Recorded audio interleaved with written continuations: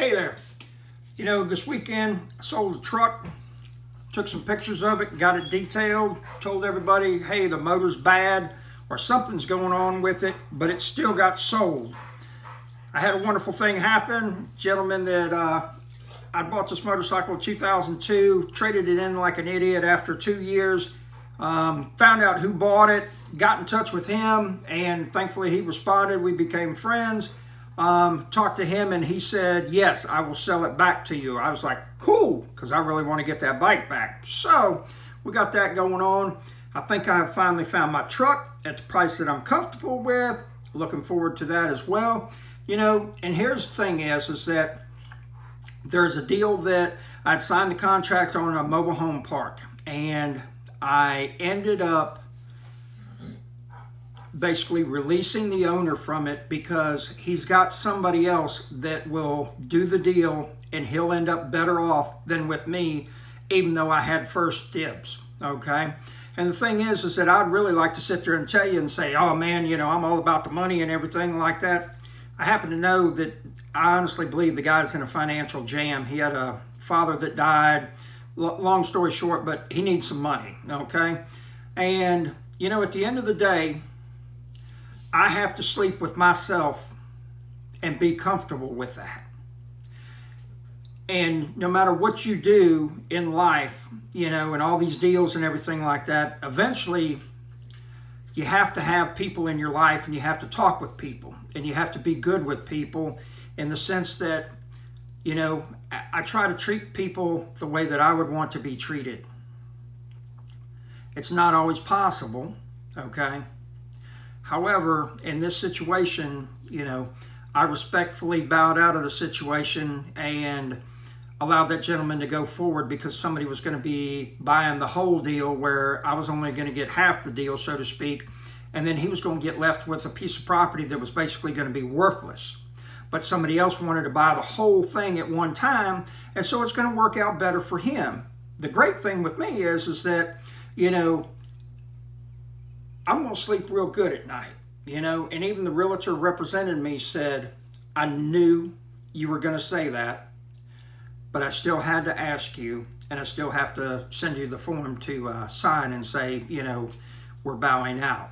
And she said, I was totally sure that that's what you were going to do. So, you know, at the end of the day, it's not always about making money. Sometimes it's about trying to be a nice guy and letting things happen for the right reasons. Have a wonderful day. Hey everybody, I'm Robert Biggerstaff. We are all about doing better in life, financially, emotionally, mentally, and spiritually as well. That's what this channel is all about. Welcome. Hey, hope all is well with you. Just finished some great food at a neat place here in Pensacola called Maple Forest Cafe. Got some phenomenal pizza. Had a real good experience with the gentleman today that I met, went and did an estimate, and he talked about a lot about God, and we got more into it. And basically he said, you know, man, I did a big drug deal, and I was supposed to make $1 million at one time, and it was a setup from the word go. And I did 7.5 years in prison. He said, but the greatest thing was that I ended up reading the Bible while I was there. And he talked about God and the King of Kings, but then he mentioned he goes to a synagogue. And so I asked him, I said, are you a Messianic Jew? And he said, yes, I am actually. And he was very surprised. He said, most people don't even understand or what that is and everything. And I said, well, I kind of know what it is, but, you know, Redneck Robert, I'm sure that I don't have a great understanding, but I understand where you're coming from. And so he told me about something that he does, and I'm going to research it even more. No, it's not dealing drugs either. So, you know, it's amazing how, you know, if I keep showing up and doing the next right thing, God will keep placing people in my lives for, you know, phenomenal stuff to keep on happening, you know. And, you know, I just got to remain open to it and not believe that, you know, everything's going to come just neatly gift wrapped, packaged and everything, you know. And even Chris Rude said something today. He said, you know, being an entrepreneur is not for everybody. You got to be able to adapt and overcome to things that don't go your way. And he's got a picture of a semi, or actually it's a tractor with a mobile home that it was moving, and the mobile home has gone off into a ditch. Okay, so and his analogy was, you have to figure out how to make things happen and be able to figure out solutions for problems that occur. And so many times in today's times that people just don't understand, nor do they comprehend having to do that. And I see so many people, like, especially with real estate. Here's the thing, it's a duplex, it cost me $1,000 a month, rent $700 each side, it's $1,400. Are these numbers good? And it's like, it doesn't matter to me whether they're good or not. You're buying the place. You need to figure out if they're good or not. There's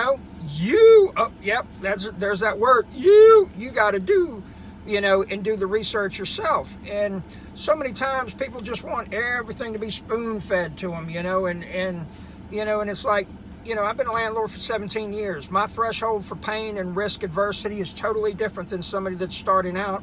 And mine is not the same as somebody that's got, 100 properties that are all paid for, because I'm nowhere close to that.